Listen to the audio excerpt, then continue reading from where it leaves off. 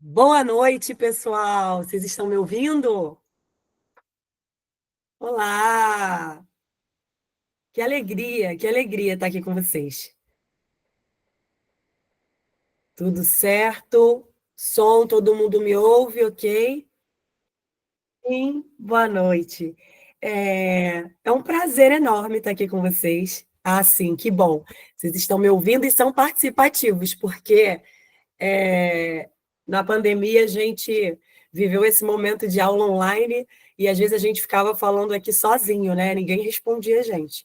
Então, já me deram um oi aí para eu saber que vocês estão me ouvindo direitinho. Estou super feliz, casa cheia aí, uma turma lotada, muito prazer. Eu sou Ana Richa, professora de português aqui da específica do IB Concursos. É, Espero que vocês fiquem com a gente aí nesse momento, né? Nesse momento que é uma novidade para todos nós, essa prova, essa cobrança aí desse Enem dos professores, né? A gente já tem o Enem dos concursos e agora esse Enem dos professores. E em breve 100% realmente dos estados e municípios vão aderir a essa prova, né? Vamos dar uma apresentação, vamos fazer uma apresentação. Não sei se vocês já estão por dentro de como vai ser essa prova, por ser uma novidade. Muita gente ainda tem muitas dúvidas quanto ao concurso. Para facilitar um pouquinho, eu acho que para tranquilizar um pouquinho vocês, não é uma prova do zero, assim, nova, né? Apesar de ser uma novidade, a aderência a esse tipo de prova para os professores, para as pessoas que estão ali terminando a licenciatura, é, esse tipo de prova, o tipo de questão, que vai ser o modelo de questão, é o modelo INEP, né, gente? Sendo o modelo INEP, a gente tem um padrão de questões ali, modelo Enem, modelo ENAD, então a gente tem um direcionamento, não estamos completamente perdidos, nunca estaremos, tá bom? A gente tem um modelo ENAD, um modelo Enem, um modelo que trabalha competências e habilidades. Então, nós estamos bem familiarizados com isso, já quem trabalha com ENAD, quem trabalha com Enem.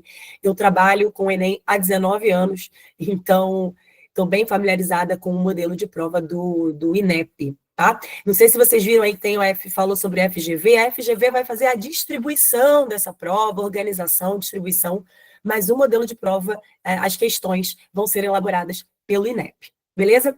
Bom, aí como vocês podem ver, né, essa banca aí do INEP, as inscrições começaram hoje, né, gente? Dia 14 de julho, vão até o dia 25. Há essa taxa aí de R$ 85 para pagar até o dia 31. Então, a gente precisa ficar muito atento a essa data de pagamento, né? Muitas vezes a gente vai ali, faz a inscrição, mas acaba esquecendo de fazer o pagamento, né? Tanta coisa na nossa vida, tanta correria, tanto boleto já para pagar, né? E acaba esquecendo de fazer o pagamento. E você acha que está inscrito, isso acontece com os alunos do Enem, imagina, adolescente, né? Muitas vezes os pais não são os pais que fazem essa inscrição. Vocês são adultos e podem também esquecer, eu acho que podem até mais que os jovens. Então, a gente vai ficar, né, sempre avisando a vocês desse prazo aí até o final do mês para efetuar o pagamento. Tá? E a prova é em outubro. Então, assim, a gente tem bastante tempo, tem um tempo razoável para a gente se preparar. Vai dar tranquilamente, a ementa é enorme, assusta um pouco a galera da prova específica de português. São 20 itens, né? Então dá uma assustada, parece que dá um passadão geral em toda a sua faculdade, em todo o seu curso superior. Como é que a gente vai dar conta disso nesses meses? Dá sim, galera. Pode ficar confiante que a gente vai conseguir fazer essa preparação. Até terminando, eu vou falar com vocês sobre o cronograma, eu sei que é uma dúvida de muitos, então a gente vai conversar sobre esse tempo, vai dar tempo de fazer tudo direitinho até o dia 26. Bom, o curso é composto pela parte, né, geral, que é a prova, né, não sei se vocês estão sabendo como é que funciona essa prova. A prova é composta por duas partes. Uma de conteúdo geral, que vai entrar parte de pedagogia, tem até redação aí no meio desse caminho também, um conteúdo mais pedagógico, e nós temos uma turma, tá? Essa turma geral, que é comum a todas as áreas, independentemente da específica que você faça, você precisa fazer essa prova primeira com 30 questões, tá? Essa turma básica, o nosso curso também oferece, beleza? Temos aí os professores, essa turma geral vai ter esses conteúdos transversais, pedagógicos, que vão ser comuns a todas as áreas. Tem 30 questões de múltipla escolha e uma questão discursiva. Beleza? Muito bem. E aí, quem quiser, pode comprar separado. Então, acho bem interessante, né? Que você não precisa fazer uma venda, né? Não tem que comprar um e tem que comprar outra específica, já tem que comprar da turma básica, não. O curso básico está aí, o QR Code na tela. Quem se interessar, coloca o QR Code, dá uma olhada depois com calma, já salva o link, tá? Aí pelo QR Code, para ver como vai ser mais aprofundado essa turma do curso básico. Beleza? Bom, comigo, aqui hoje, a gente vai de específica. A gente vai dar um gás para a parte de língua portuguesa, né? E vou me apresentar um pouquinho melhor para vocês, saio falando ali, né? Vou me apresentar para vocês. Quem vai ministrar essa aula sou eu. A prova é composta, né? Essa prova específica é composta por 50 questões. Então, assim, gente, para pensar. A básica tem 30, a nossa tem 50 questões de múltipla escolha. É uma prova densa, é uma prova pesada, exige uma preparação com acompanhamento, com direcionamento, com questões assertivas, que direcionam, inclusive, nesse conteúdo programático que é tão grande, tá? Podemos passar aí, então, Leonardo. Bom, quem sou eu? A minha formação é bem misturada, né? Eu tenho a formação acadêmica em letras, português e literaturas, pela Universidade do Estado, aqui do Rio de Janeiro. Sou pós-graduada, concluí os meus estudos na PUC, aqui do Rio. Me especializei em língua portuguesa para estrangeiros, então, ensino de língua portuguesa para os estrangeiros. Foi bem interessante que eu consegui olhar a nossa língua por uma outra perspectiva. Aspectos que, para a gente que tem a língua como língua materna, não se dá conta, né? Eles fazem, né, os estrangeiros, quando as pessoas estão aprendendo a nossa língua como segunda língua, as pessoas nos fazem perguntas que, às vezes, nós, como falantes nativos, não nos damos conta. E aí a gente acaba precisando estudar a origem de determinadas palavras, por que aquela expressão idiomática significa aquilo. Então, a gente vai muito para a parte cultural, quando a gente ensina a língua portuguesa para estrangeiros. Então, tem a parte técnica e tem a parte cultural também. Bom, Paralelamente a isso, e eu acho que isso me deu bastante... Não, peraí, se eu falar. Paralelamente a isso, eu tenho uma formação artística, tá? E isso eu acho que me deu uma bagagem bem legal de literatura. Então, eu sou atriz também, tenho formação em teatro, participação em televisão, em preparação de elenco, né? Eu participei durante muito tempo de um grupo aqui no Rio de Janeiro que preparava elenco para cinema, para série. A gente preparava os atores a partir de uma abordagem literária. Então, eu usava a literatura na preparação desse elenco. Isso foi bem interessante, esse momento foi bem interessante na minha carreira. E trabalho há 19 anos com preparação para vestibular, focando em Enem, banca do INEP, provas, aí a gente se baseia muito também no que está acontecendo no ENAD, e aí eu tenho quase 20 anos de experiência nessa área, ok? E umas fotos minhas aí atuando online, né, nas videoaulas. Eu trabalho no cursinho pré-vestibular aqui também no Rio de Janeiro. Bom, o meu Instagram tá aí abaixo, caso vocês queiram se comunicar comigo. Além, claro, que vocês têm aqui da plataforma para tirar dúvida. Como é que vai ser esse curso, Ana? Vamos entender um pouquinho melhor como vai ser o curso? Vamos lá. Pode passar o slide. Eu falei para vocês que o nosso conteúdo programático, ele está bem longo, né? Bem extenso. Mas dá para a gente unir um pontinho, um tópico ao outro e trabalhar isso, né? 2, às vezes, tópicos numa aula só, porque a gente vai ver que está tudo interligado, né? Então, a gente tem as concepções da língua, as implicações do ensino da língua. Eu acho que eu tenho percebido no ENAD, e eu acho que a proposta da prova é muito em relação a como vai ser a aplicabilidade desse conteúdo em sala de aula. Então, com a experiência em sala de aula, junto com a parte acadêmica, a gente consegue pensar em questões, a gente vai conseguir pensar em questões que usem a teoria e a aplicabilidade disso na sala de aula. Como é que a gente vai ensinar aquela matéria para o aluno? Esse tipo de questão aparece no ENAD e provavelmente vai aparecer com mais frequência a partir do momento que o ENAD vai virar o PND, né?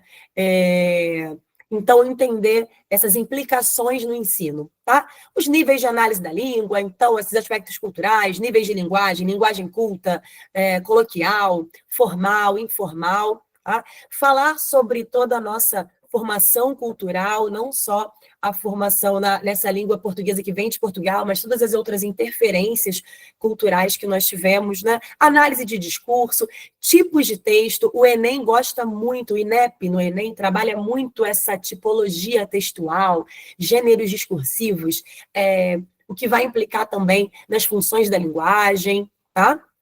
Pode passar, por favor. E aí, a gente percebendo, né, a língua escrita, as questões morfológicas também, que a gente vai precisar levar em consideração semântica, estilística, morfologia, sintaxe, uma morfologia e uma sintaxe sempre conectada à estilística, à diversidade de possibilidades, né? A nossa língua é uma língua viva, uma língua falada, muito falada. O nosso território é super extenso, se a gente analisar no mapa o tamanho do Brasil para o tamanho de Portugal ou de outros lugares falantes de língua portuguesa. Então, a dinâmica da nossa língua muda bastante o tempo todo. Várias palavras são criadas, né? Então, a gente precisa encontrar um ponto em comum, claro, né, entre essas variantes, mas perceber, identificar as variações linguísticas que estão rolando no nosso território, na nossa cultura, em contextos históricos diferentes, né? Uma variação que talvez fosse uma variação histórica. Será que é histórica ou será que ela é histórica, mas está sendo trazida mais para uma... Como é que a gente fala? Por uma diferença de faixa etária, entende? Às vezes não é, por exemplo, uma farmácia que era escrito com PH e agora não é mais. É entre pessoas que estão no mesmo contexto, mas tem, às vezes, um ruído na comunicação, uma dificuldade na comunicação por conta da diferença de faixa etária. Um bisneto conversando com a sua bisavó, às vezes um vocabulário de um ou de outro ali, uma forma de se comunicar que pode gerar um ruído na comunicação. tá? Parte literária, gente. Parte literária, obviamente, também vai ser cobrada. Não só a teoria da literatura, mas a teoria da literatura sendo aplicada em sala de aula. Como a gente adapta aquela teoria à aplicabilidade. Então, a gente vê questão, por exemplo,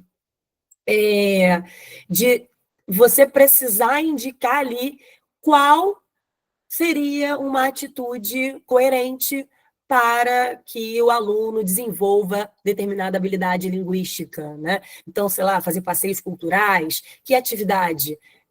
Nas opções, às vezes, aparecem ali que atividades ou que atitudes a gente poderia tomar dentro de sala de aula, tá bem? Teoria crítica da literatura, gêneros literários. Então, quando a gente fala desses gêneros literários, a gente está falando do gênero lírico, gênero dramático, gênero ensaístico. É diferente de movimento literário, né, gente? Os gêneros literários são os tipos de textos literários que existem, tá? E esses movimentos literários são os movimentos de acordo com cada contexto histórico, né? Os estilos de época que nós estamos acostumados a aplicar em sala de aula, mais, né? Que a gente está mais acostumado a aplicar em sala de aula. Vamos passar aí. Tem mais uma coisinha, ó. Tem mais, são 20 tópicos, lembra que eu falei? Então, letramento literário. A parte realmente mais metodológica, né? Mais teórica da parte de literatura, que na faculdade normalmente é teoria literária, teoria da literatura. A gente vai pegar um pouquinho essa parte também, beleza? Literatura canônica, não canônica, então levar em consideração a pluralidade cultural. A gente vai estudar a diversidade cultural do nosso país, a diversidade literária, artística do nosso país. O nosso país é riquíssimo em cultura e cada região tem a riqueza literária, artística referente a essa cultura. Né? O Enem, o INEP, o ENAD, eles gostam bastante de trazer essa diversidade cultural. Então, a gente vai estudar não só a literatura canônica, mas também a não canônica na formação do leitor. Né? Marcas de oralidade, performance, fruição, já falei isso, né? Essas questões de como a literatura se utiliza dessas marcas de oralidade, como a arte se utiliza de métodos tão diferentes, né, de representação artística, formas diferentes de se manifestar artisticamente. Né?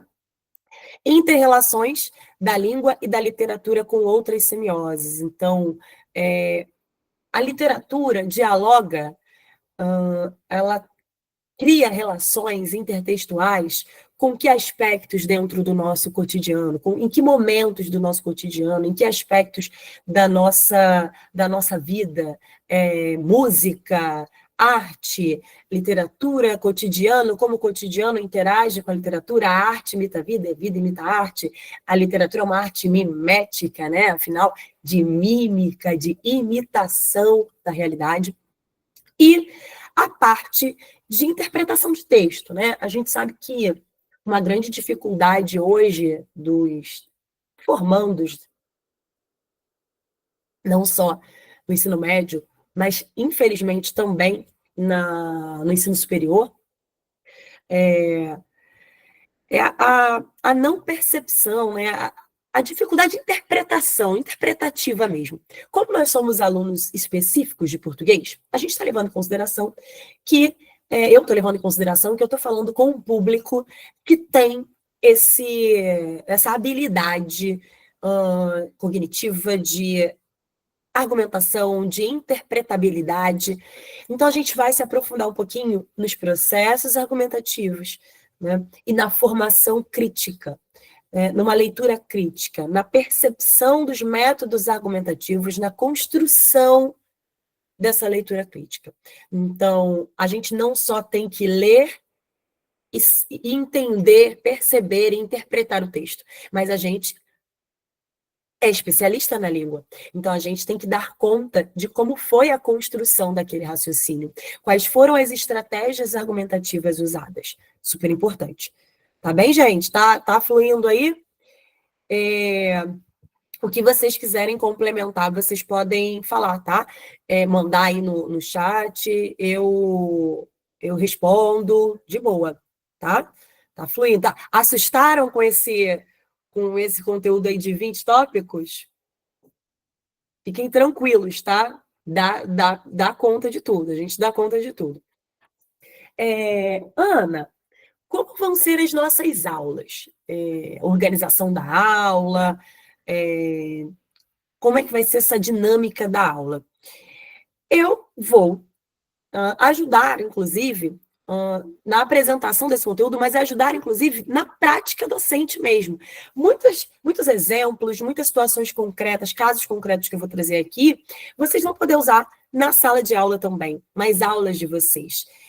Então, como o próprio conteúdo está dizendo, né? Não sei se vocês lembram ali no início, que é a língua e a aplicabilidade dela, né? E como na sala de aula, e como a gente consegue passar esse conteúdo para os alunos, as minhas aulas aqui também vão ser baseadas na nossa prática docente.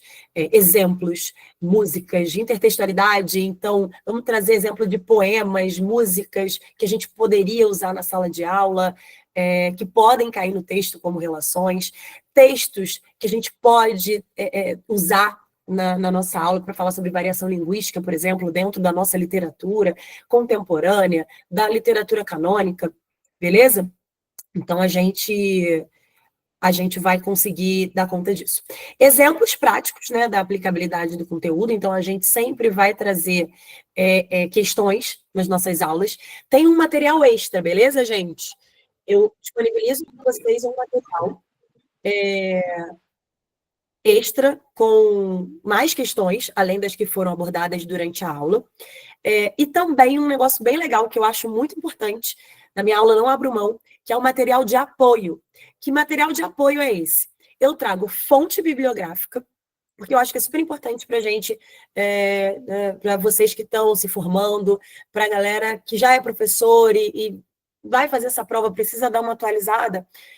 Quais são as fontes bibliográficas, quais são os livros, né, que estão sendo usados, textos teóricos que falem sobre aquele assunto. Então, a gente vai pegar artigos científicos de universidade mesmo, da USP, de faculdades consagradas dentro daquela determinada área que eu esteja abordando ali naquele momento, e eu vou trazer extra nesse material de apoio, beleza? Esse material vai ter teoria, os links desses artigos de opinião, vídeos que a gente tem usado em sala e vídeos extras também, tá? Resoluções das questões e sempre, sempre, sempre, turma, aberto para tirar dúvida. Essas dúvidas, elas podem surgir aqui durante a aula. A gente pode, aliás, é até legal quando a dúvida surge durante a aula, porque é desse gancho, às vezes, de uma dúvida que a gente pode acrescentar, pensar de uma maneira diferente. Mas essas dúvidas, elas também podem acontecer depois, às vezes, né? Eu estava pensando, estudando, olhou o material de apoio, surgiu uma dúvida. Vocês conseguem mandar essas dúvidas para a gente, tem grupo no WhatsApp, e a gente responde, ok? Podemos passar aí o slide, Anado. Por favor. Ana, temos um cronograma? Temos um cronograma, mas esse cronograma a gente pode adaptar. Eu pensei dessa maneira. Se vocês curtirem, a gente mantém. Se vocês acharem que é melhor uma aula durante a semana, eu achei legal 2 aulas durante a semana, tá? Então, eu fechei aí, por exemplo, 5 aulas iniciais. Então, a gente vai falar da linguagem e suas dimensões, e eu vou abordar aí marcadores de pressuposição, indicadores modais, o que é texto, tá? Essa parte de linguagem verbal, não verbal, trabalhar imagens, publicidade, aspectos linguísticos dentro desse texto não verbal e verbal, porque tudo é texto, né, gente? Uma cor diferente que a publicidade tem usado, uma fonte, por que aquilo está escrito do lado direito e tem uma imagem de uma pessoa do lado esquerdo, deitada, sentada, tudo isso é texto. Então, a gente vai trabalhar a linguagem na sua semiótica, né? Uma análise semiótica da linguagem, técnica mesmo dessa linguagem. E vai incluir aí a parte de variação não, a parte de funções da linguagem, tá? Bastante coisa aí nesse linguagem em suas dimensões. E aí eu pensei nisso para o dia 21, e a partir da semana seguinte, né, que semana 21 é a semana que vem, e a partir da semana seguinte, a gente ter duas aulas, acho que eu botei certo essa data, deixa eu conferir aqui. Acho que eu coloquei, porque aí eu pensei da gente separar o quê? Segunda e quarta, para disponibilizar aula para vocês. Então, as aulas estariam disponíveis segundas e quartas, sempre com essas questões, né? Questões sobre o tema que foi abordado, no modelo INEP, mas esse materialzinho de apoio com bibliografia, tudo direitinho sempre, nessas duas aulas. Deixa eu só conferir aqui. Mas é isso, ó, 21. Isso, aí 28 seria na outra segunda, perfeito. E 30 seria na quarta, e assim sucessivamente. Então, segundas e quartas. A função da linguagem, gramática e estilística, então a parte de gramática é bem interessante a gente analisar também dentro dos aspectos da comunicação, tá? Arte e literatura, falar um pouquinho sobre o conceito de arte. Hoje a gente já vai ver alguma coisinha sobre isso. Vamos lá? Mas podemos passar. O que vocês acham aí? Me mandem no chat, por favor, se funciona para vocês essas aulas estão disponíveis 2 vezes na semana, porque 2 vezes na semana dá para a gente fechar com folga antes da prova, né? Que a prova é em outubro, né? No final de outubro. Com certeza. Cléo, essas questões que eu vou colocar, hoje já tem questão para vocês, hoje a gente já vai disponibilizar, são questões do ENAD também, beleza? Tem questões do ENAD e tem questões do Enem que são parecidas com o ENAD, na mesma pegada, na mesma linguagem, tá bem? Gente, mas as aulas ficam disponíveis, né? Vocês não precisam estar ali ao vivo assistindo. Essas aulas elas vão ser disponibilizadas para vocês nesses dias, mas vocês assistem no melhor horário para vocês. Certo, pessoal aí do IB?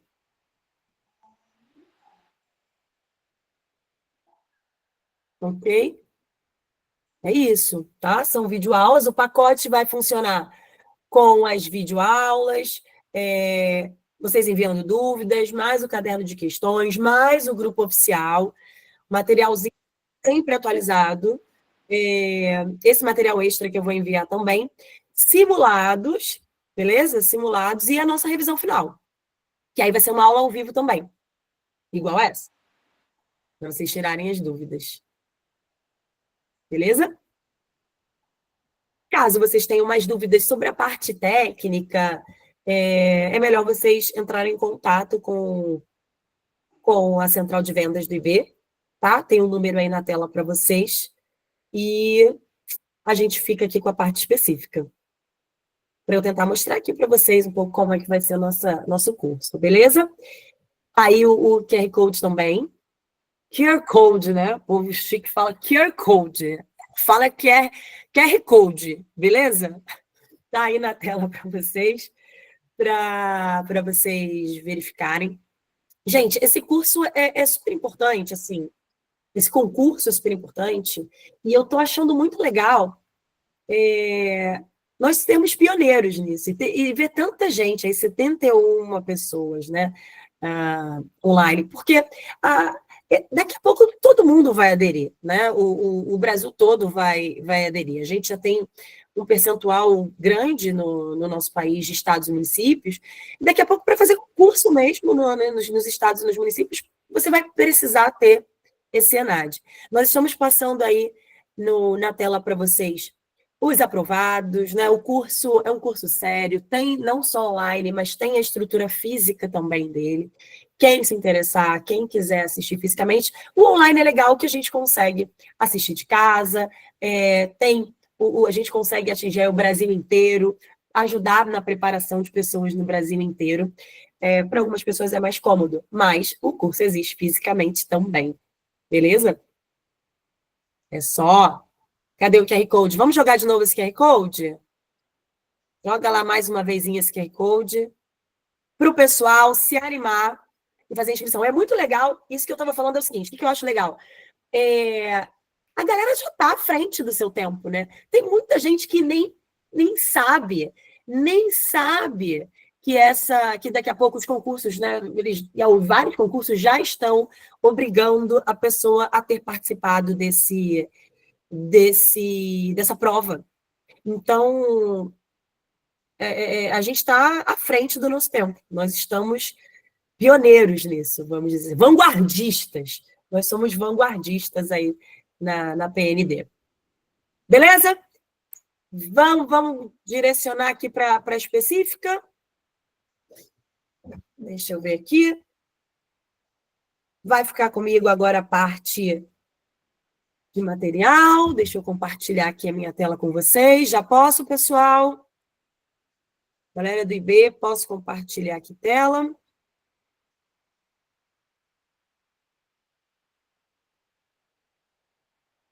Ele ainda está apresentando. Vou substituir, hein?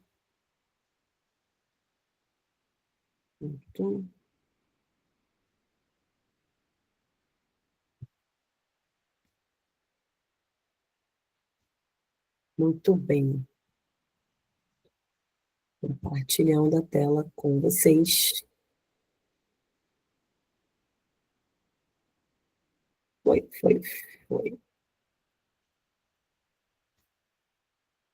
Uhum. Ok, gente. Bom, vamos começar, vamos ver aqui, gente, para quem perguntou, foi a Cléo, né? A Cléo perguntou se a gente resolveria a questão do ENAD. Já começamos com uma questão do ENAD, Cléo. Peguei uma questão discursiva, tá? Para a gente entender, principalmente, essa questão que eu falei no início da aplicabilidade. Como a gente percebe que o ENAD, e principalmente sendo o ENAD agora uma prova para o corpo docente, né, que vai ser exigida para que a gente consiga o emprego dentro da nossa área, como eu acho que eles vão direcionar as questões por esse caminho, né, por esse tipo de pergunta, tá? Ainda que eles adaptem as questões de múltipla escolha, beleza? Deixa eu abrir aqui. Vamos lá. Primeira questão, nós vamos fazer o seguinte. A gente vai dar uma lida nesse enunciado, né? E eu vou resolver a questão e vou abordar a parte teórica, a parte de conteúdo. Mas eu vou abrir com essa questão para a gente levantar a discussão que eu quero aqui sobre o primeiro tema com vocês. Já é uma discussão bem polêmica. Vamos lá. Lendo o enunciado primeiro, tá bom, gente? Considerando as informações e os argumentos presentes nos textos 1 e 2, discorra a respeito da relação entre arte, cultura e censura. Eita lelê, hein? Eita lelê, que foi mexer, como dizem aqui na minha região, mexeu num vespeiro, numa casa de marimbondo. Arte, cultura e censura, a gente precisa entender o que o texto está falando sobre, mas a gente já sabe que tem polêmica aí em relação a censurar a arte de determinados grupos culturais, certo? À luz da ideia de liberdade artística garantida pela Constituição, então o próprio enunciado está falando sobre a garantia de liberdade de expressão, liberdade artística, que está lá na nossa Constituição Federal, na nossa Carta Magna de 88, certo? Então, discorra a respeito, fale tudo que você souber sobre esse assunto, né? Fale tudo que você souber sobre isso. Em seguida, apresente em seu texto 2 ações educativas que podem contribuir para minimizar, né, para mitigar essas tensões e garantir a liberdade artística prevista pela lei. Então, olha o que eu falei para vocês. Eles pediram aqui nessa questão 2 ações educativas, ou seja, o que a gente poderia fazer em sala de aula, né, na nossa escola, como professores, para poder diminuir essas tensões, ou seja, essa discussão, né, essas dúvidas que muitas pessoas têm em relação ao que é arte, quais são os limites da arte, será que a arte teria limite, não teria? Vamos ver a questão levantada aí nesses textos? O texto 2 é um trechinho da Constituição, né? Vamos dar uma lida no texto 1, que eu acho sempre importante que vocês leiam a fonte desses textos. Conforme o tempo for passando aqui nas nossas aulas, vocês vão ver como, assim, a gente ler a fonte já ajuda, às vezes, até a responder a questão, né? Saber quem falou aquilo ali, reconhecer, às vezes, o nome daquela pessoa que está ali naquele lugar, né? No lugar de fala, tá? Becerossi, não sei se você conhece, mas olha lá o que está escrito. O que faz a arte? Ou seja, qual é o papel da arte, certo? Direito, arte e liberdade. Foi tirado aí da edição do Sesc São Paulo. Em época de censura, a própria existência da arte passa a ser questionada, né? Tanto que, em época de censura, a primeira atitude que normalmente fazem é tirar a arte, né, gente? Tirar a arte do conteúdo, do programa das escolas, né? Surgem debates em jornais, na rua, em casa, para discutir sua relevância. Não podemos deixar de nos perguntar como chegamos a essa estranha situação em que a gente precisa justificar a própria existência da arte. Tem que justificar por que é válido a pessoa estar se manifestando artisticamente dessa maneira ou não. Ela pode ser julgada apressadamente como boa ou ruim, mas nem por isso deixa de ser arte. Porque a arte não precisa agradar, né, gente? A arte não tem que ser algo que seja bonito, agradável aos nossos olhos. O cineasta Godard, né? O cineasta franco-suíço Jean-Luc Godard aponta para o fato de que a cultura é a regra, a arte é a exceção. Adoro essa visão sobre a arte. Vamos dar uma aprofundada aí. A arte é, dentro da cultura, o que tensiona a própria cultura para, assim, levá-la para outros lugares. Enquanto a cultura regula, a arte destoa e movimenta. A arte questiona, incomoda e transforma. Arte e cultura se contradizem, mas andam de mãos dadas. Os psicanalistas, Sueli Ronick e Félix Guattari, consideram que o conceito de cultura é profundamente reacionário. A arte é reacionária para os psicanalistas e esse cineasta que foi apresentado, né, o Godard, Guattari e Ronick. A arte, ela precisa incomodar, ela precisa movimentar o que está vigente até então. E muitas vezes, essa arte que incomoda, que é reacionária, ela é capaz de mudar a própria cultura, ela tensiona a própria cultura. É uma maneira de separar atividades semióticas em esferas, às quais os homens são remetidos. Tais atividades, assim isoladas, são padronizadas para o modo de semiotização dominante. Né? Tem uma técnica que acaba predominando naquele período. A arte, por sua vez, existe plenamente quando junta o que é separado, questiona o que é geralmente aceito, grita onde há silêncio, desorganizando e fazendo a cultura se reorganizar. Quando se discutem os limites da arte, né, são, na verdade, os limites da nossa tolerância que estão sendo debatidos. Então, se você gostou ou não gostou, se você acha que aquilo é arte ou não, na verdade, você não está discutindo sobre aquela manifestação artística, mas sobre o que você tolera, o que você acha ético ou moralmente válido ou não. Né? E isso vai depender de cada contexto histórico e cultural.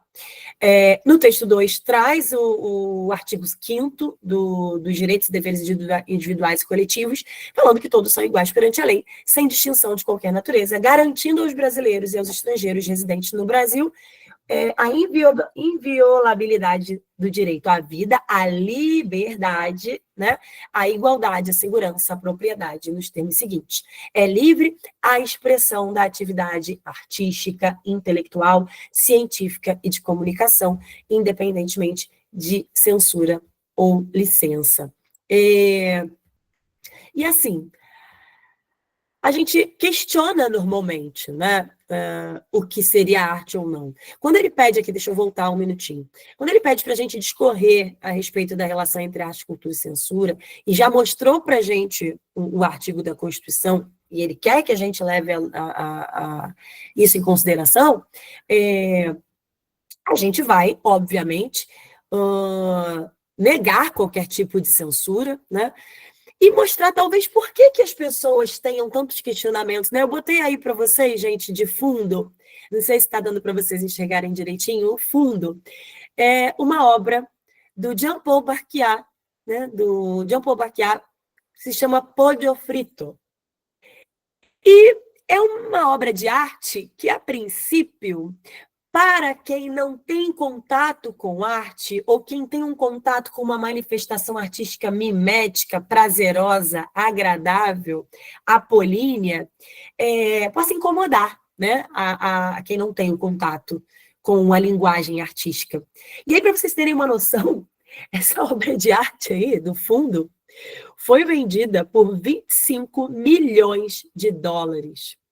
E essas obras, conforme o tempo vai passando, elas vão valendo cada vez mais, né? Vendidas em leilões, 25 milhões de dólares. E muitas pessoas vão questionar. Deixa eu voltar aqui, antes da gente voltar aqui, deixa eu só... Eu quero ver o que vocês estão falando ali, se vocês estão falando alguma coisa. A gente tem uma dificuldade, muitas vezes, quando se depara com aqueles poemas contemporâneos que são mais curtinhos, ou com alguns poemas ali da primeira fase do modernismo, né? Tem um que eu acho ótimo, que se chama Happy End, final feliz, né? Que diz assim: o meu amor e eu nascemos um para o outro. Aí no outro verso está assim: agora só falta quem nos apresente. E isso é um poema, né? Os poemas que são desenhados, muitas vezes quando a gente mostra para os alunos questionam: mas isso é poesia, mas isso é literatura? O quadro, né, ali do Pollo Frito, mas isso é arte? Isso parece uma pichação, parece um rabisco de parede. Qual é o valor da arte? Tem um propósito a arte? O que conecta as pessoas com aquele material artístico? Né? É um grande questionamento. As performances são muito questionadas. Performances, quando a pessoa usa o corpo como arte. Muitas vezes toca em questões morais, éticas, e isso acaba também gerando muitos questionamentos. O que é arte, então? Vamos voltar lá. Vou voltar lá com vocês. Vamos pegar na origem aí da palavra, né? Aqui, ó.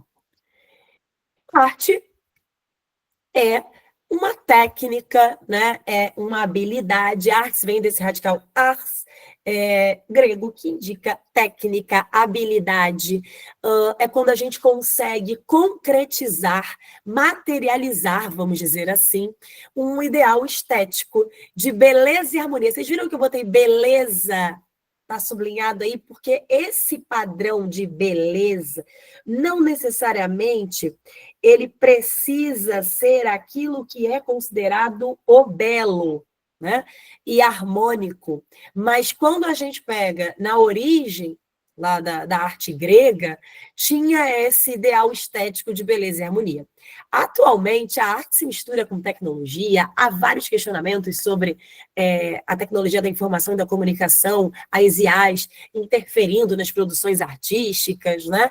Essa percepção de estética, né? Da palavra estética da origem grega, como a gente percebe, qual é a sensação, quais são as sensações, as sensibilidades, quais são os aspectos sensoriais que aquela arte causa na gente. E ainda que seja uma repugnância, ainda que seja uma aversão, ainda que você fique com raiva, não goste daquilo, sinta nojo daquilo, pronto, ela te tirou, ela te provocou a tal da catarse, né? Que é aquela identificação, é aquele momento que a arte te tocou de alguma forma e você se envolveu com aquele material artístico, com aquela técnica que foi utilizada, né? Eu estava preparando a aula e dei um passadão, assim, eu fiquei pensando nas polêmicas relacionadas a essa visão de arte, né? E eu lembrei da Yoko Ono, eu lembrei da Marina Abramovic, é Marina Abramovic, né? O nome dela saiu ali sem um bezinho, tá? Aramovic, Marina Abramovic. O próprio Cult Piece da Yoko Ono, que eu vou comentar aqui com vocês, não sei se vocês já ouviram falar nessa performance, as duas primeiras aqui são artistas performáticas, né? O Cult Piece foi iniciado pela Marina Abramovic, e aí depois a Yoko Ono fez também essa manifestação. Mas a Marina Abramovic tem algumas performances bem polêmicas, né? Ritmo Zero, uma outra que ela ficava com a faca, passando a faca entre os dedos, enfim, usando o corpo ali no momento da apresentação. Né? E trouxe para vocês também algumas vezes que a arte foi censurada, aproveitando o link com a questão. O projeto de lei que tentou criminalizar o funk em 2017, repetindo a história do samba, né? O samba, não sei se vocês se lembram, mas o samba já foi crime no Brasil, já foi criminalizado. A pessoa que era pega ali com um pandeiro, com um cavaquinho, era presa mesmo, assim. Não podia, né? Mas não era só a manifestação, isso que é importante, a gente, por isso que eu falei que vários links ali do nosso tópico, do nosso conteúdo programático, né, estão interligados. Porque quando se tenta criminalizar uma manifestação artística, seja o samba, seja o funk, ou como estão tentando fazer agora também com o trap, né? Tentaram fazer também com o rap, lá na época dos Racionais, a gente percebe que há, na verdade, uma questão envolvendo racismo, preconceito social, né? Porque normalmente tentam censurar essa arte que vem da periferia, essa arte das classes sociais mais baixas, que funcionam muitas vezes como denúncia, ainda que inconsciente, para as mazelas sociais que estão ocorrendo com determinados grupos, né, da sociedade. Tá? Agora, quero falar um pouquinho com vocês sobre as performances. Eu vou fazer o seguinte, eu vou mostrar aqui para vocês essa da Marina Abramovic, primeiro. Vamos seguir, eu vou seguir aqui a da Yoko. Eu já deixei aberto aqui. Vamos voltar aqui para... Vou mudar aqui a apresentação da tela.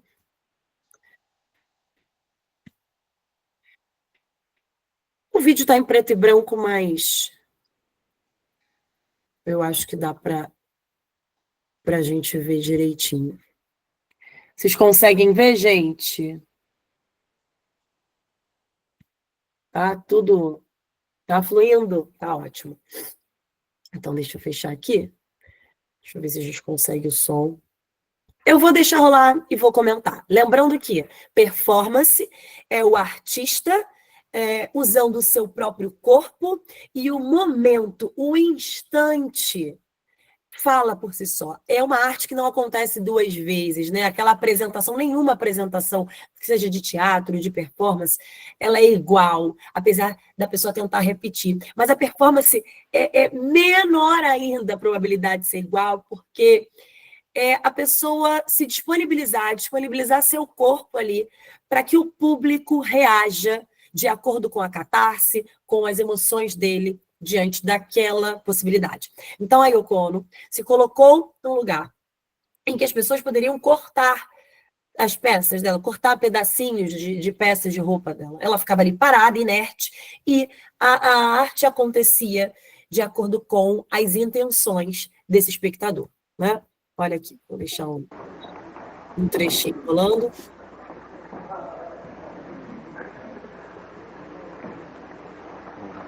Cada um chegava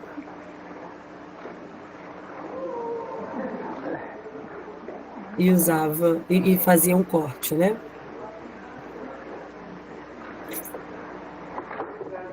As pessoas começavam ali singelas pelo braço. E ela sem manifestar reação, né?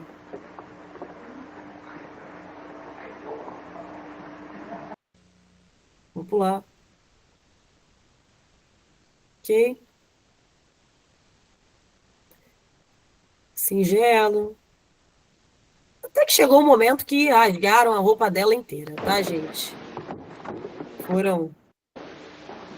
E aí muitas pessoas poderiam questionar, certo? Tá, qual é o objetivo disso? Qual é o intuito? A gente precisa de um contexto, lembrar que ela é uma mulher, né, que é um corpo feminino.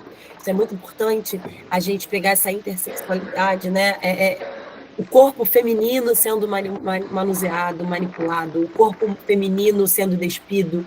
Então, para a gente levar em consideração isso também. Ok? E deixa eu mostrar para vocês a Marina Abramovic. Parei de compartilhar? Parei, né? Peraí. A Marina Abramovic.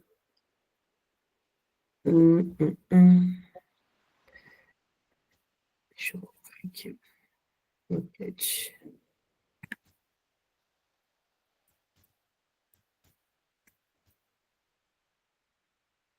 Ok, passei. Já estava aqui já, exposto. Desculpa aqui, gente. Vamos. Compartilhando de novo. Vamos lá. Aqui já foi um pouquinho mais desesperador no projeto da Marina, porque ela ficou 6 horas, por 6 horas, ela vai explicar aqui. Eu separei um TED que ela explica como foi isso. Deixa eu mostrar aqui. Deixa eu só dizer para vocês mais ou menos como é que foi antes da gente compartilhar. Ela fica por 6 horas exposta diante de várias ferramentas numa mesa. Tesoura, faca, gilete, canetinha, maquiagem, inclusive uma arma que tinha em cima da mesa, uma arma com uma bala, para que as pessoas fizessem o que quisessem com ela durante essas 6 horas. E o interessante é que ela se permitia, e as pessoas sabiam que durante aquele período ela permitiria que fizessem qualquer coisa com seu corpo, e como as pessoas vão demonstrando o seu instinto violento, né? Começa ali com as pessoas fazendo uma maquiagem, um carinho, daqui a pouco as pessoas já estavam apalpando o corpo dela, colocaram ela deitada, cortaram, tinha gente bebendo sangue, gente, da Marina Abramovic, cortando o pescoço dela e bebendo sangue, noção disso? Bebendo sangue da mulher, e ela ali parada, inerte. Até que tem uma mulher que pega a arma, coloca a bala e põe a arma na mão da Marina, apontada para a cabeça dela, e fala para ela atirar, né? Obviamente ela não atira, mas até que ponto se chegou, né? Quando acabou o tempo, ela simplesmente saiu ali daquele lugar como se nada tivesse acontecido. Nesse TED que eu vou disponibilizar para vocês, eu não vou assistir todo agora, ela descreve essa performance, vocês vão ver aí. Now, let's go back in time. It's 1974. There is the gallery somewhere in the world. And there is a young girl, age 23, standing in the middle of the space. In the front of her is a table. On the table, there are 76 objects. 76 objetos. For pleasure and for the pain.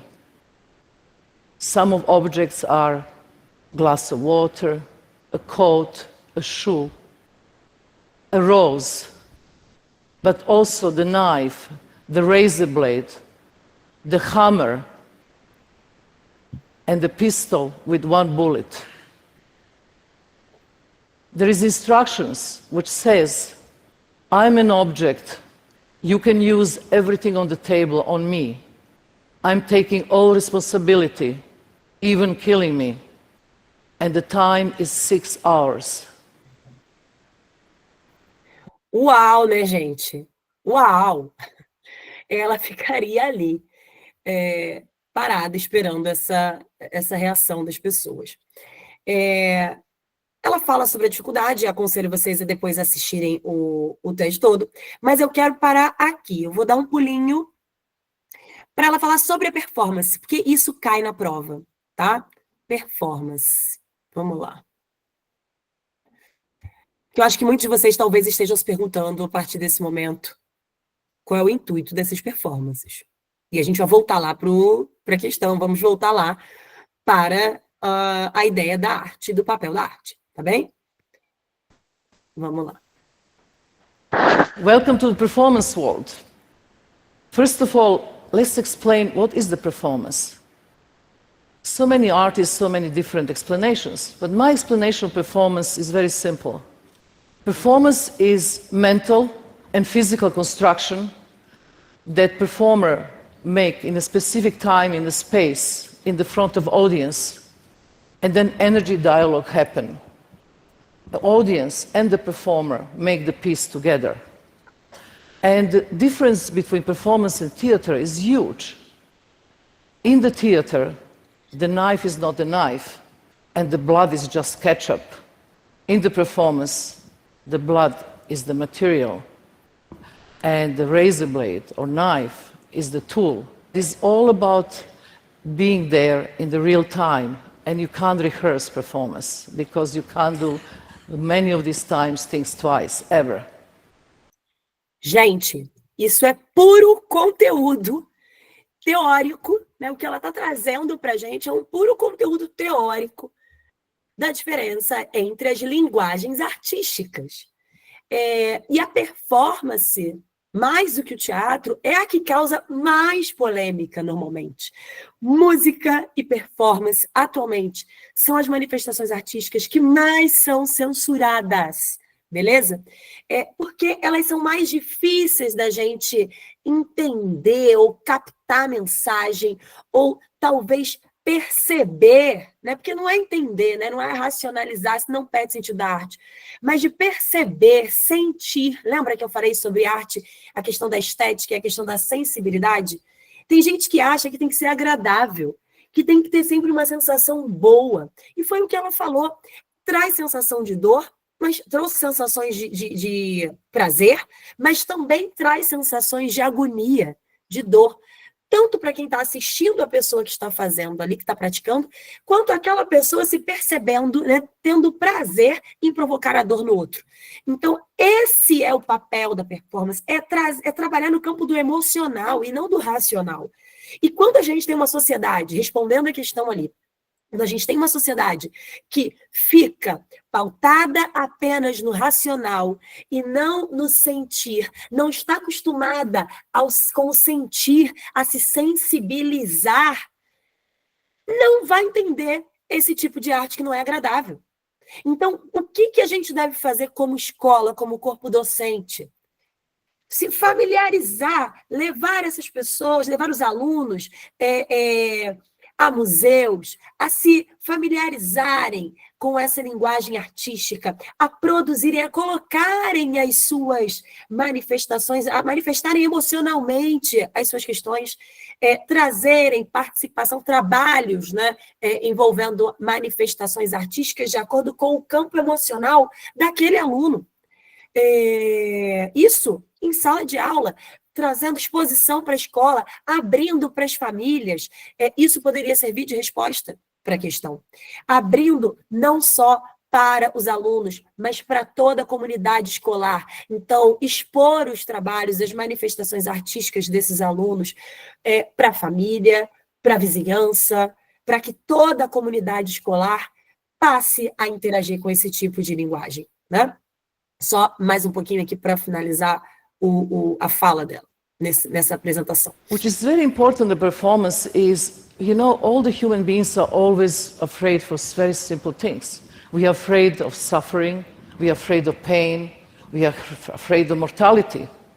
So what I'm doing, I'm staging this kind of fears in the front of audience.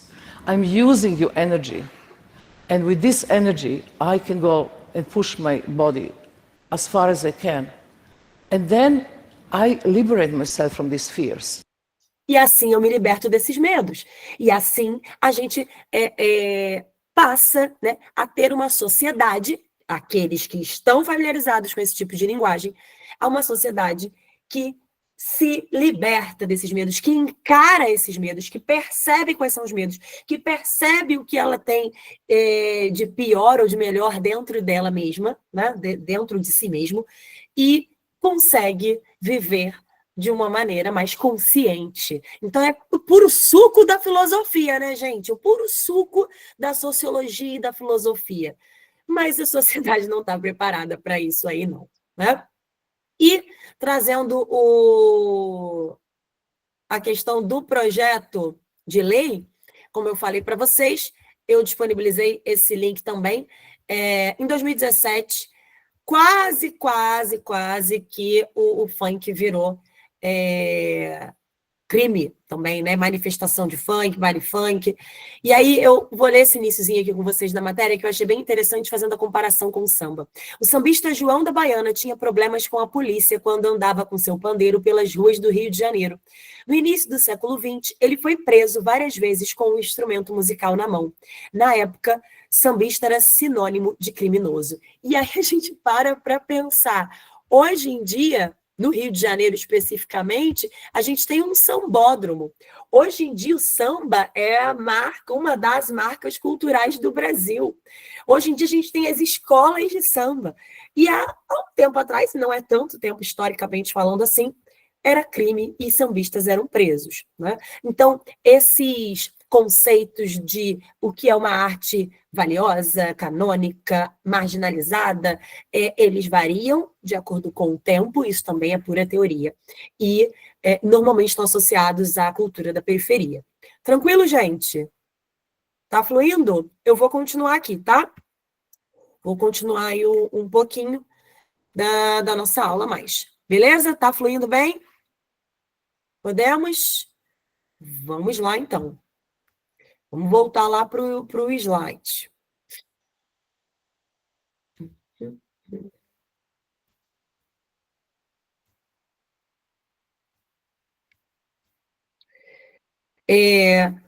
Voltando para a questão, ficou clara que eu acho que a resposta discorre a respeito da relação entre arte, cultura e censura. Essa censura normalmente ocorre, né, ou por conta de uma falta de conhecimento, né, um preconceito, um conceito pré-estabelecido sobre o que seria arte, muitas vezes associando a arte à beleza e ao que é agradável, e a arte não precisa agradar, ela precisa, como o próprio texto disse, da questão, precisa subverter, questionar muitas vezes o padrão, e por isso nem sempre ela vai ser receptiva, né? Ela vai ter uma receptividade. E, falando sobre essa estética da beleza, quando a gente se aprofundar na nossa aula de arte especificamente, eu vou abrir justamente para a gente falar sobre isso, sobre o que é a estética da beleza, dando uma passada aí sobre, na filosofia, tá? Na sociologia, na filosofia, para Platão, essa arte que a gente entende como arte mimética, a literatura, por exemplo, a gente entende como uma arte mimética, né? Uma arte que imita a realidade, que traz a ilusão da realidade, que foi o que ela falou sobre o conceito do teatro, né? O gênero dramático, por exemplo, segundo aí a ideia de Platão clássica, é a imitação da realidade. A arte estaria ali para ser uma ilusão da realidade. E a natureza, ou seja, a realidade, seria muito melhor do que essa imitação, né? O que a gente pode fazer até trazer um paralelo aí para as redes sociais, né? Porque a realidade, olha isso, gente, que interessante. Estou pensando aqui agora, tá? Pensei agora. Para Platão, a arte imita a realidade, imita a vida real, ela tem essa potência de mimesis, mas a realidade sempre seria mais perfeita. Olha que interessante, fazendo um paralelo com esse mundo das redes sociais, né? A vida das pessoas se tornou um reality, uma série. A vida das blogueiras, dos blogueiros, virou um seriado. As pessoas ficam acompanhando. E muitas vezes as pessoas acham que estão acompanhando a realidade, né? Mas aquilo não é a realidade. Aquilo é a vida forjada, é a ilusão da realidade. Por mais que seja a vida daquela pessoa ali, a partir do momento que ela está filmando, que ela está mostrando, que virou uma publi, né, que virou uma publicidade, aquilo passa a ser uma ilusão da realidade. Só que olha que bizarro, agora eu estou pensando aqui, o que dá também uma questão legal envolvendo tecnologia, né? Qual é o problema, então, dessa ilusão da realidade vindo, né, advinda da rede social, da tecnologia? Ela é forjada, então ela é muito mais bonita. O problema é que muitas vezes, quando essas pessoas se deparam com a realidade, ela não é mais perfeita como era para Platão. A realidade ela tem problemas, né? A realidade não está com filtros, a realidade não está mascarada, organizada, preparando aquela mesa posta bonitinha, né? A realidade agora ela não é mais perfeita. Pelo contrário, a mimética, né? A imitação, a ilusão é mais bonita, é melhor, trazendo aquela história, desconfigurando ou reconfigurando o mito da caverna de Platão, que vocês já devem ter ouvido falar. Né? A história do mito da caverna de Platão, as sombras disformes que os prisioneiros veem ali dentro daquela caverna são sombras disformes. Eles acham que são ótimas, que são lindas, é o que eles têm ali para entreter, mas elas são sombras disformes. E quando eles se deparam, né, quando eles saem daquela caverna e se deparam com a realidade, eles acham muito mais bonito. O problema agora é que não, é o contrário. Essas sombras, elas não são mais disformes, elas são sombras forjadas, cheias de filtros, né, filtradas. Tranquilo? E aí, a realidade não é mais tão perfeita assim, tá? E a gente vai dar um passadão pelo Kant, falando dessa beleza, a beleza está na harmonia, o prazer e naquilo que nos dá satisfação. O Hegel já vai trazer essa arte como um poder de transformar a realidade, tá?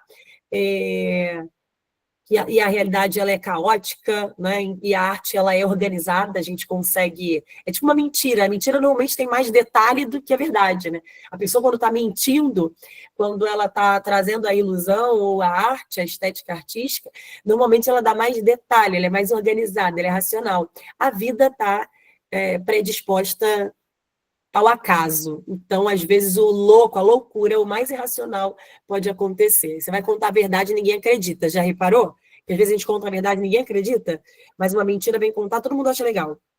Por aí, tá? E a gente vai fazer mais uma questãozinha. Afinal, para que serve a arte, então? Vamos lá. A gente cria, em geral, como o próprio texto da questão falou, são criações, materializações que vão questionar o mundo, né, e o contexto em que a gente está inserido muitas vezes, conta a história humana ao longo dos séculos, expõe a cultura e sentimento de um povo, representa elementos de um meio natural ou divindades antigas. Por exemplo, gente, pintura rupestre é arte, né, e cai também nessas provas, cai no ENAD, cai no Enem. A pintura rupestre não foi uma manifestação que os homens das cavernas estavam fazendo arte ali naquele momento, claro que não, mas passa a ser considerado arte a partir do momento que representa a cultura de um povo, que representa elementos do meio natural, que representa uma antiga civilização, tranquilo? Um grupo social. Por isso que, às vezes, um talher vira uma manifestação artística, né? Foi usado por Dom Pedro lá, não sei quando. Beleza? Vamos lá, vamos tentar fazer aqui mais uma questãozinha. Hip hop, cultura marginalizada, né? O hip hop tem sua filosofia própria, com valores construídos pela condição das experiências vividas nas periferias de muitas cidades, colocando-se como contraponto à miséria, às drogas, ao crime e à violência. O hip-hop busca interpretar a realidade social daquele grupo. Seu objetivo é justamente encontrar saídas e fornecer uma alternativa à população excluída. Gente, isso serve para o rap. Então, assim, a questão vai mudar, eles vão botar o rap, vão botar, sei lá, para atualizar um trap, vão colocar para atualizar o funk, né? Como já foi o samba. Mudou ali o hip hop, mas a filosofia é basicamente a mesma. As autoras abordam no texto um movimento cultural que também tem características reconhecidas em quê, gente? Olha lá. Hip hop também é um movimento cultural, certo? Que tem como características o quê? Traços e formas que representam personagens de olhos desproporcionalmente maiores e expressivos, conhecidos como mangá. Mangá e hip hop não tem relação, né, gente? Mangá são das histórias em quadrinhos, né? É outra pegada, tem um aspecto cultural asiático, tá? É outra ideia. Nas formas de se vestir e de cortar os cabelos com objetivos contestadores à ordem social próprios do movimento punk, o punk ele tem mais a ver ali com o rock, né? O hip hop ele tem tanto. Não vou falar muito, não, vou deixar vocês. Nas frases e dizeres de qualquer espécie, rabiscadas sobre fachadas de edifícios que marcam a pichação. Muito cuidado, que aqui, às vezes, muita gente marca essa opção porque está se deixando levar por pensamentos preconceituosos também. Olha o que ele está dizendo, cuidado que ele falou de pichação. O hip hop ele está associado normalmente aqui, gente, ao grafite. Então, existe uma diferença entre grafite e pichação. Pichação. Oi, professora, boa noite. É a tela, é o slide, você não mudou. Não mudei? Então, peraí. Nesse do que é arte, vocês não estão vendo ele, é isso? Esse da questão, tá lá na performance que tem as imagens. Ah, tá. Professora, no material também não está a questão. Tá, tem sim essa questão. No material, porque essa questão aqui está no slide. Tem outras questões lá para vocês. Essa aqui vai ficar nesse material, tá bem? Tá aqui. Agora tá compartilhando essa tela? Vamos ver? Foi? Me deem um joinha aí, gente, um ok. Estão vendo? Ótimo. Perfeito. Vamos lá. Essa questão, eu acho que eu só coloquei aqui no slide mesmo. Não sei se ela foi para lá, não. Essa aqui eu acho que está aqui só no nosso material. Eu coloquei mais questões lá no material para vocês, tá? Mas vamos lá. Voltando, então. O hip hop, ok? Vocês captaram a ideia, né? Falei para vocês que a relação dele é com grafite e não com a pichação. A pichação, sempre que associar pichação, hip hop é pichação é sempre pejorativo, tá, gente? A arte mural, a gente chama de arte mural. A arte mural que vai ser reconhecida, ainda que seja periférica, ainda que seja uma manifestação cultural que muitas vezes é marginalizada, é o grafite. Tranquilo? Tem o Cobra, né, que é super famoso aí no grafite, e outros artistas também do grafite. Então, quando eu falo pichação ali, não, tá?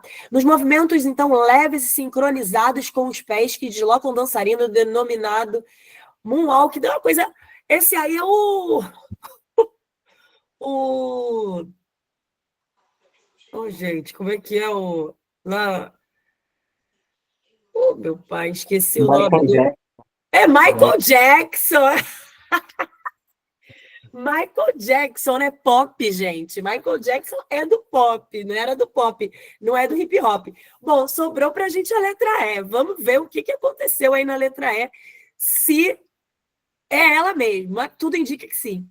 Declamações rápidas e ritmadas. Perfeito, hip hop né?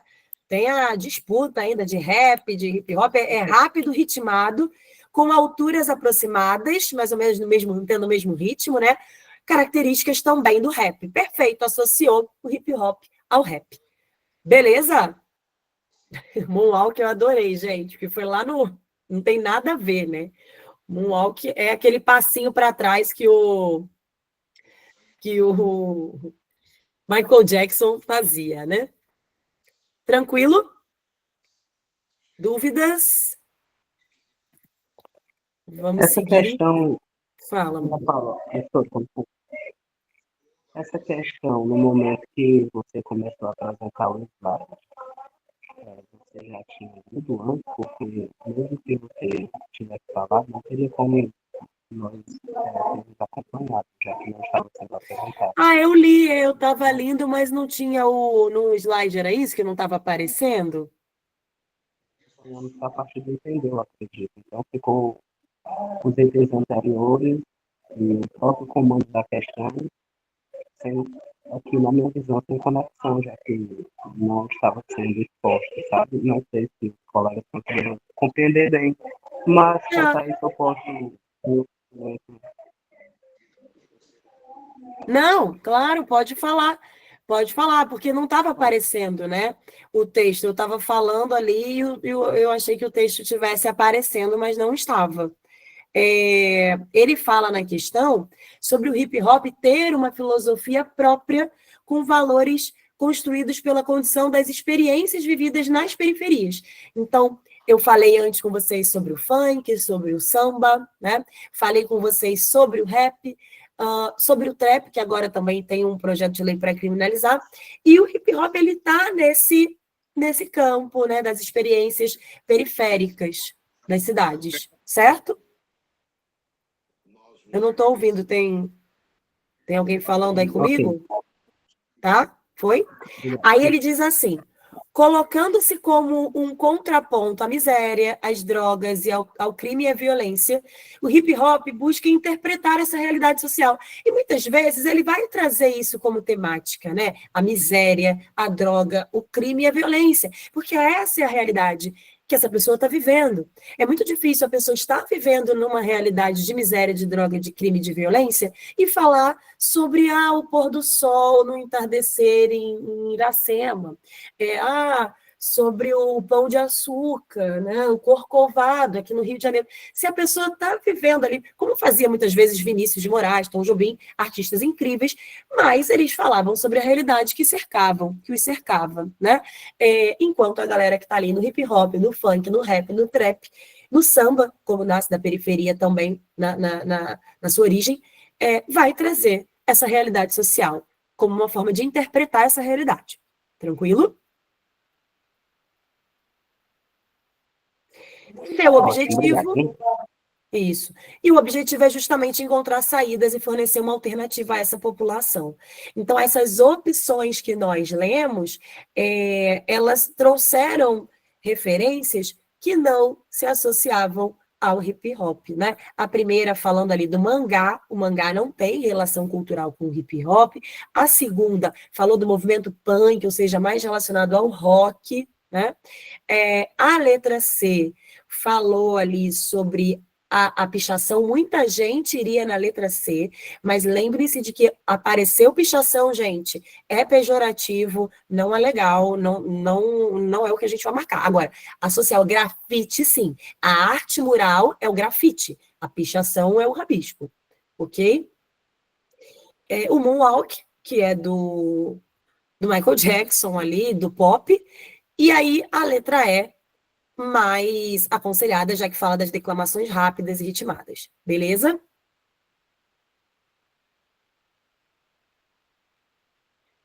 Vou passar aqui. A gente vai fazer mais uma questãozinha. Eu vou fechar a aula às 9, pode ser? Vou fazer mais uma questãozinha. A gente vai falar sobre um outro aspecto aqui. E a gente continua aqui. Agora eu quero entrar em outro ponto, né? Outra aula. Levando em conta, gente, que não é a aula específica da arte. Eu estou trazendo um panorama de como vai ser isso. Na aula que a gente falar só sobre arte, eu vou me aprofundar na parte técnica, teórica desse item, ok? Trazendo agora uma outra questão, uma questão do ENAD, né? Essa está no material. eles vão trazer para a gente 2 textos, sempre esses textos para serem comparados, então uma prova com bastante leitura, imagina 50 questões com bastante leitura, 2, 3 textos para a gente comparar, 1, 2, 3 para analisar, né? Trouxe um poema de Oswald de Andrade, então é importante a gente analisar lá nas nossas aulas de literatura, que Oswald de Andrade faz parte da primeira fase do modernismo, é uma fase que traz a valorização da linguagem informal, da língua falada no Brasil, da diferença do português de Portugal para o português usado no Brasil, linguagem coloquial. Ele traz Vício na Fala, é o título, tá? E diz assim, para dizer em milho, dizem mil. Para melhor, dizem melhor. Para pior, pior. Para telha, dizem teia. Para telhado, dizem telhado. E assim vão fazendo telhados, vão construindo telhados. O que ele está querendo trazer para a gente? Essa fala que é considerada um vício, mas é a fala do nosso povo, é a valorização da linguagem local. Então, mio, mió, pió, teia, teiado, assim a gente vai construindo os nossos telhados, ou seja, metaforicamente, a gente vai construindo a nossa cultura, ok? Construindo os nossos aspectos, a nossa bagagem linguística cultural. Poema de Beco, de Manuel Bandeira, também do modernismo, também primeira fase do modernismo, com o mesmo... O slide não passou. Ué, gente, mas agora, realmente, porque eu estou compartilhando... Não passou? Não, aqui para mim está aparecendo a questão que você colocou anteriormente. Mas... Estranho. Está sendo Será que compartilhado, só ela não Está passou compartilhado, no slide. gente. Isso, Tá preso no finalizando slide, a né? prova. Oi. Porque na 5, no 5. Aí você está na questão 6 do slide 6 aí. E ainda está Sim, mostrando. entendi.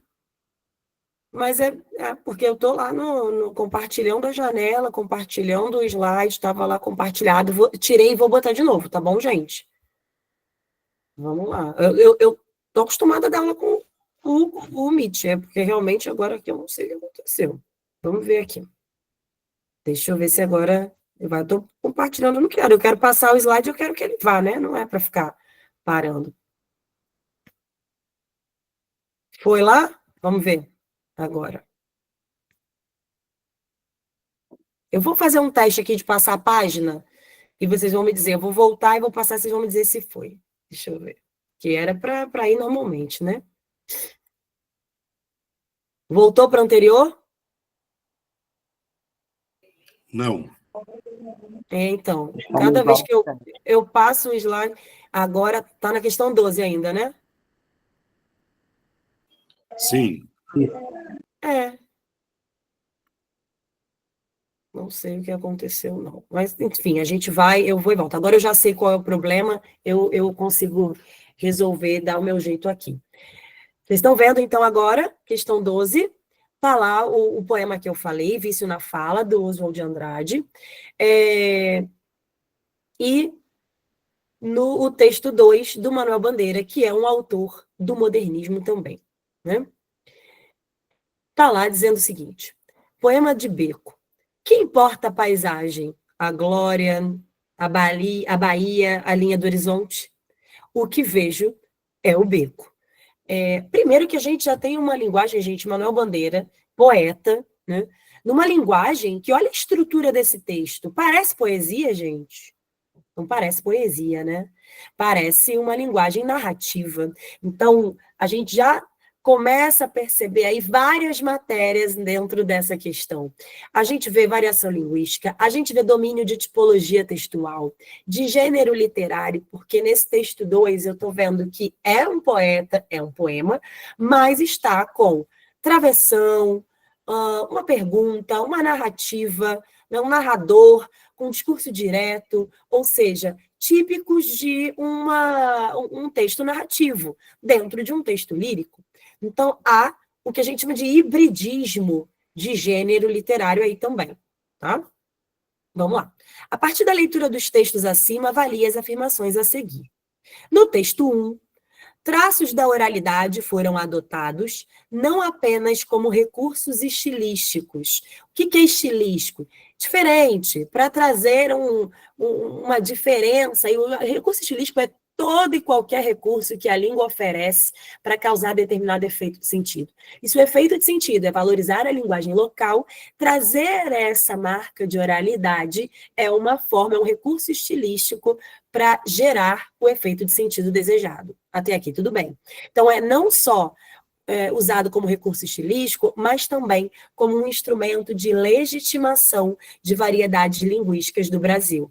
É uma ótima opção, né? Legitima uma variedade linguística. A linguagem coloquial, aquela que não segue a norma culta, e é isso que é valorizado pelos modernistas, principalmente de primeira fase.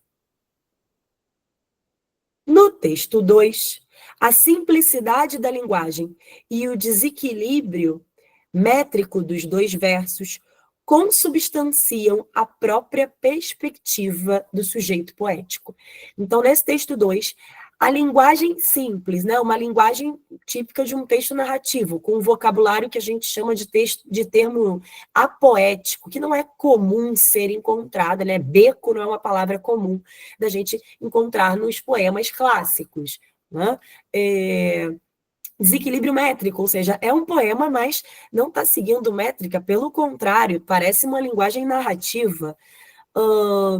Consubstanciam a própria perspectiva do sujeito poético, do eu lírico, de ele é eu lírico ou é um narrador, né? É um personagem, é um narrador, é um eu poético. Número 3. No texto 2, a estrutura ultrassintética, ou seja, reduzida, de síntese, de redução, ultrassintética, compromete o caráter e a apreciação estética do texto modernista.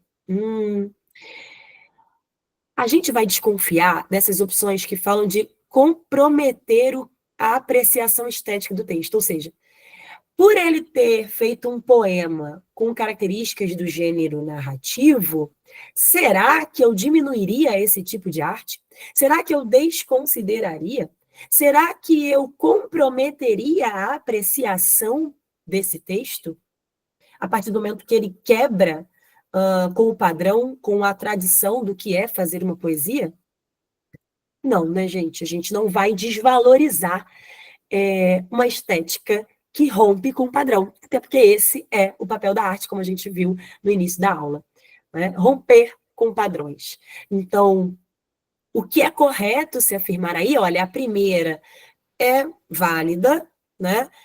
E a segunda também faz sentido. A terceira, que fala que compromete a estética do texto modernista, não, pelo contrário, ela enriquece a estética modernista, ela traz mais uma característica para essa estética modernista, né? Deixa eu falar aqui com vocês, porque eu tenho que voltar, porque senão esse slide ele não passa. Tem que voltar. Tá fluindo, gente? Deu para entender como vai funcionar, como vão funcionar as nossas aulas? Preciso de um feedback. As aulas vão funcionar dessa forma. A gente vai trazer questão, só que eu vou trazer o conteúdo relacionado a essa questão. Então, por exemplo, nessa segunda questão, um conteúdo que a gente vai falar de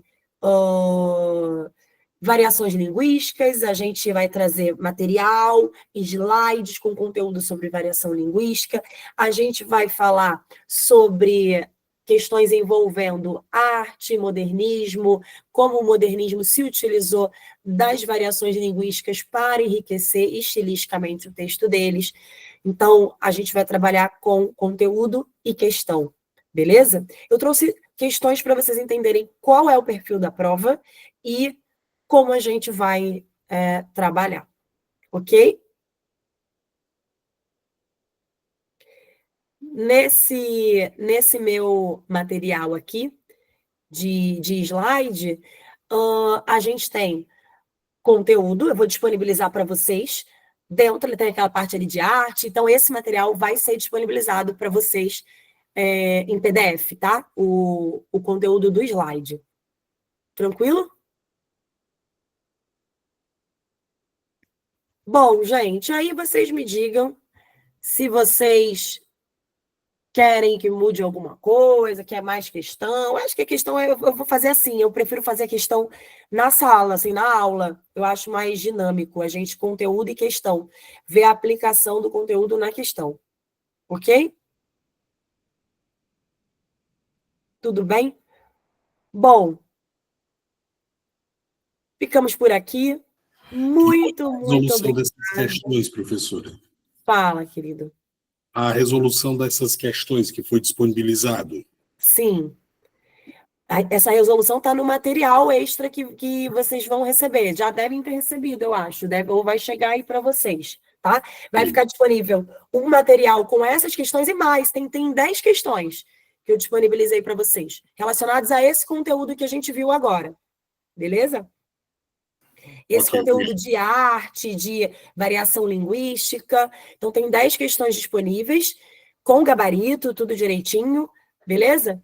E o material extra que eu falei para vocês também, além desse material aqui da nossa aula.